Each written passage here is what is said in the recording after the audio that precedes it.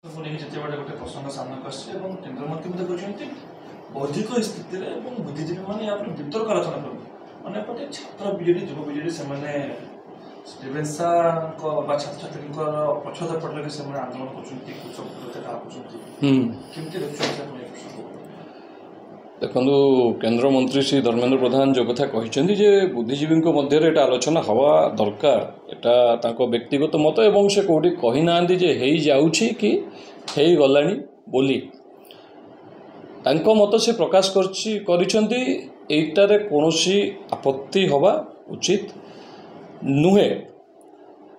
ଯଦି କାହାର ଆପତ୍ତି ଅଛି, ମୁଁ ରେଭେନ୍ସା ଷ୍ଟୁଡେଣ୍ଟ, ମୁଁ ବି ପଢ଼ିଛି ସେଠି 97 ରୁ 99। ମୋ ପାଇଁ ମୋ କଲେଜ ବି ବଡ଼, କିନ୍ତୁ କଲେଜରେ ଯେଉଁ କଥାଟା ମନେ ରୁହେ ସେଗୁଡ଼ା ହେଉଛି ସେ କଲେଜ ବିଲ୍ଡିଂ, ସେ ସମୟର କଥା, ସେ ସାଙ୍ଗ, ସେ ମୋ ଟିଚର ମାନେ। ନାଁର ମୋ ପାଇଁ ଏତେ ଗୁରୁତ୍ୱ ନାହିଁ। ମୋ ପାଇଁ ମୋ କଲେଜ, ମୁଁ ଯେଉଁ କଲେଜରୁ ପାସ୍ ଆଉଟ୍ କରିଛି ସେ କଲେଜ ନା କେବେ ବଦଳିବନି, ସେଇଟା ରେଭେନ୍ସାରେ ରହିବ।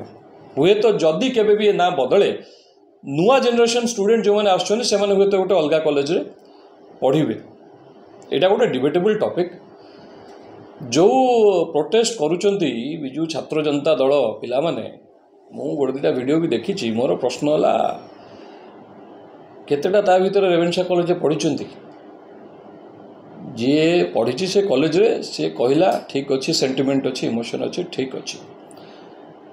ପ୍ରାୟତଃ ମୁଁ ଦେଖୁଛି ଯେଉଁମାନେ ସେ କଲେଜରେ ପଢ଼ି ନାହାନ୍ତି ସେମାନେ ଯାଇ ବେଶୀ ଘୋଘା ହେଉଛନ୍ତି, ଚିଲଉଛନ୍ତି। ମୁଁ ଆଉ ଗୋଟେ କଥା ବି କହିବାକୁ ଚାହେଁ ଯେ ଗତ ବର୍ଷ ବି ଏ ମନ୍ତବ୍ୟ ମନ୍ତ୍ରୀ ଦେଇଥିଲେ ଗୋଟେ ଅନ୍ୟ ଏକ ଫଙ୍କସନ୍ରେ, କିନ୍ତୁ ସେତେବେଳେ କୌଣସି କେହି ରିଆକ୍ଟ କଲେନି।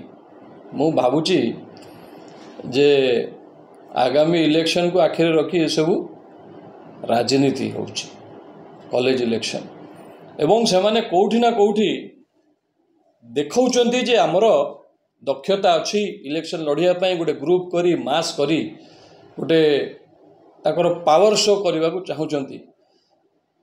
କିଛି ନାହିଁ, ସାନ ପିଲାମାନେ କରନ୍ତୁ, କିନ୍ତୁ ମୋର ତାଙ୍କୁ ଗୋଟେ ଅନୁରୋଧ ଯେ ଆପଣଙ୍କ ପାଖରେ ଦକ୍ଷତା ଅଛି, ପାୱାର ଶୋ କରିପାରୁଛନ୍ତି, ଗ୍ରୁପ୍ କରିକି ଘୋଘା କରିପାରୁଛନ୍ତି। ଆର୍ଜିକର ହସ୍ପିଟାଲ କେସ୍ରେ ସେଇଟା ପାଇଁ ଟିକେ ପ୍ରୋଟେଷ୍ଟ କରନ୍ତୁ, ରାସ୍ତାକୁ ଓହ୍ଲାନ୍ତୁ।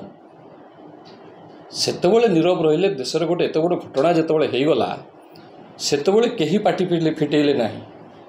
ଏବଂ ଅବିକା ଓହ୍ଲେଇକି ଗୋଟେ ପ୍ରୋଟେଷ୍ଟ ବା ଗୋଟେ ଯାହା ବି ଆପଣ କରୁଛନ୍ତି, ସମସ୍ତେ କରୁଛନ୍ତି, ସେଇଟା କ'ଣ ଏପର୍ଯ୍ୟନ୍ତ ହେଲାଣି କି କିଏ କଲାଣି? ସରକାର କହିଲେଣି ଚେଞ୍ଜ ହେବ, ସେମିତି କୌଣସି ପ୍ରକାର କୌଣସି ଆକ୍ସନ୍ କିଛି ନିଆହେଇନି ବା କିଛି କରାଯାଏନି। ଖାଲିଟାରେ ହୋ ହୋ ହେବାର କିଛି ମାନେ ନାହିଁ। ମୁଁ ଭାବୁଛି ଖାଲିଟାରେ ଯିଏ ହୋ ହୋ ହେଉଛି ସେ କେବଳ ସେ କଲେଜରେ ବସି ରାଜନୀତି କରୁଛନ୍ତି ଏବଂ ଆଗାମୀ ଦିନରେ ଯଦି କଲେଜ ଇଲେକ୍ସନ୍ ହେବ ବୋଲି ତାକୁ ଆଶା କରିକି ତାର ପ୍ରସ୍ତୁତି ସେ ଏହି ମାଧ୍ୟମରେ କରୁଛନ୍ତି। ଏଇଟା କେବଳ ଗୋଟେ ରାଜନୀତିକ ମୁଦ୍ଦା ବନାଉଛନ୍ତି, ନହେଲେ ସେ ମ୍ୟାଟରରେ ସେମିତି କିଛି ନାହିଁ। ଭାଇ ଆଉ ଗୋଟେ କଥା, ଯେତେବେଳେ ସେମାନେ ପ୍ରସଙ୍ଗ ମଧ୍ୟ ମିଳିନେବେ, ଗୋଟିଏ କଥା ଏବେ ବି ବାରମ୍ବାର ସେ ଗୋଟିଏ କଥା ଆସୁଛି ଯେ ବୌଦ୍ଧିକ ସ୍ଥିତିରେ ରେଭେନ୍ସା ଛାତ୍ରଛାତ୍ରୀମାନଙ୍କୁ ଉସ୍କେଇବା, ଏଇଟା ଭାଇ କ'ଣ ସଂକେତ ଦେଉଛି? ସେଇଆ ତ ମୁଁ କହୁଛି, ଯେତେବେଳେ ସେ କହିନାହାନ୍ତି ଯେ ଏଇଟା ମୁଁ ଚେଞ୍ଜ କରୁଛି ବା ଚେଞ୍ଜ କରିଦେବି, ସେ କହୁଛନ୍ତି ଗୋଟେ ବୌଦ୍ଧିକ ମହଲରେ, ଗୋଟେ ବୁଦ୍ଧିଜୀବୀଙ୍କ ଭିତରେ ଗୋଟେ ଆଲୋଚନା ହେବା ଦରକାର, ଚର୍ଚ୍ଚା ହେବା ଦରକାର। ଚର୍ଚ୍ଚା ହେବାରେ ବିଭିନ୍ନ ଲୋକ ବସିବେ, ଚର୍ଚ୍ଚା ହେବ, ସେଥିରେ କିଛି ଅସୁବିଧା ନାହିଁ। ଏତେ ଚର୍ଚ୍ଚା ହେବାର ଅସୁବିଧା କ'ଣ ଅଛି? କେଉଁଠି କିଏ ଚେଞ୍ଜ କରିଦେଉଛି ନା ଚେଞ୍ଜ କଲାଣି? କିଏ ଚାହିଁଲେ ବି ହଠାତ୍ କିନା ଚେଞ୍ଜ କରିଦେଇ ପାରିବ କି? ଆଉ ପର୍ଟିକୁଲାରଲି ରେଭେନ୍ସାରେ ଯେଉଁମାନେ ପଢ଼ିଛନ୍ତି ସେମାନେ ଯଦି ଏ ମ୍ୟାଟରରେ ବସନ୍ତି ବା କୁହନ୍ତି, ସେଇଟା ବି ମୁଁ ମାନୁଛି। ଯେଉଁମାନେ ପାଠ ପଢ଼ିନାହାନ୍ତି ସେ କଲେଜରେ ସେ ରାଜନୀତି କରୁଛନ୍ତି। ତେଣୁ ଏଇଟା କେବଳ ଆଶା କରୁଛନ୍ତି ଯେ ଆଗାମୀ ଦିନରେ ଯଦି କଲେଜ ଇଲେକ୍ସନ୍ ହୁଏ ଆମେ ଏଟାକୁ ମୁଦ୍ଦା ବନେଇବୁ, ଆଉ ତାଙ୍କର କୌଣସି ଉଦ୍ଦେଶ୍ୟ ନାହିଁ। ମୁଁ ଅନୁରୋଧ କରିବି, ଯଦି ଆପଣମାନଙ୍କର ଏତେ ଦକ୍ଷତା ଅଛି, ଏତେ ପ୍ରୋଟେଷ୍ଟ ଆପଣ କରିପାରନ୍ତି, କାଇଣ୍ଡଲି ଥରେ ରାସ୍ତାକୁ ଓହ୍ଲାନ୍ତୁ। ଆର୍ଜିକର ହସ୍ପିଟାଲରେ ଯେଉଁ ଇନସିଡେଣ୍ଟ ହେଇଛି, ସେ ପୀଡ଼ିତା ଏବଂ ତାଙ୍କ ପରିବାର ତାଙ୍କ ପ୍ରତି ଥରେ ତାଙ୍କ ପାଇଁ ଛିଡ଼ା ହୁଅନ୍ତୁ ଏବଂ ସେଇ ପ୍ରୋଟେଷ୍ଟରେ ସାମିଲ ହୁଅନ୍ତୁ।